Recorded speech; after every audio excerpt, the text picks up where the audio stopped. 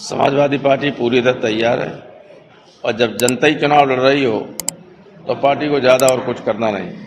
जनता आज जा चुकी है बीजेपी की गलत नीतियों से, बीजेपी की दमनकारी नीतियों, बीजेपी को जो धमकाने वाली कार्रवाई सारे देश में चल रही है, ईडी के नाम पर, सीबीआई के नाम पर, इनकम टैक्स के नाम पर, जीएसटी के नाम पर, और जिस तरह से अल्पसंख्यकों के साथ अत्याचार किया जा रहा है समाज की, देश की बड़ी आबादी के साथ, इसको कोई पसंद नहीं कर रहा है। इसलिए समाजवादी पार्टी को और इंडिया गठबंधन को हर वर्ग का जबरदस्त समर्थन मिल रहा है और पहले दिन से शुरू हुए 2 हो चुके हैं फेजेस, तीसरा ये है कहीं बीजेपी को पैर रखने की जगह नहीं।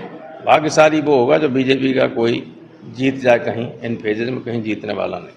सर, प्रधानमंत्री ने राहुल गांधी और अखिलेश यादव पर कहा है कि तुष्टिकरण की राजनीति करना उनकी पार्टियां का अस्तित्व बनाएगी। प्रधानमंत्री कभी बेरोजगारी पे नहीं बोलेंगे, प्रधानमंत्री कभी महंगाई पे नहीं बोलेंगे, प्रधानमंत्री कभी इन एजेंसियों के दुरुपयोग पे नहीं बोलेंगे, प्रधानमंत्री कभी जो अत्याचार हो रहा है लोगों पे, लोगों का जीवन असुरक्षित हो गया है, मूल अधिकार सब छीन लिए गए हैं, संविधान को बदलने की बीजेपी बात कर रहे हैं, इस पर प्रधानमंत्री कभी नहीं बोलेंगे।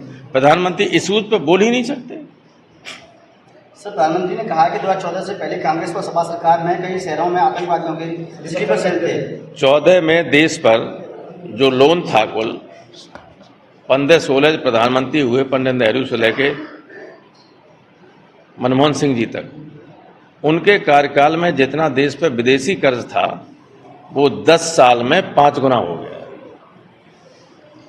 पुंछ में वायुसेना के वाहन पर आतंकी हमले पर कांग्रेस नेता चरणजीत सिंह चन्नी का कहना है कि यह स्टंटबाजी है। जब चुनाव आते हैं तो बीजेपी को जिताने के लिए ऐसे स्टंट किए जाते हैं। अब हर चीज पे हम कोई कमेंट नहीं कर सकते, कुछ बड़े लोगों की बात हो तो पूछा करो, कोई भी कह सकता है। अब मेरे लोग बाहर खड़े कह रहे तो हम तो सब पे कमेंट करें।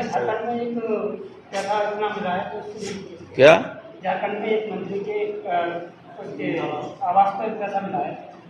अरे यार, रोजाना छापे मारे जाते हैं, एक मंत्री क्या कोई बचा का, जिसको चाहे उसके ऊपर छापे डाल दें।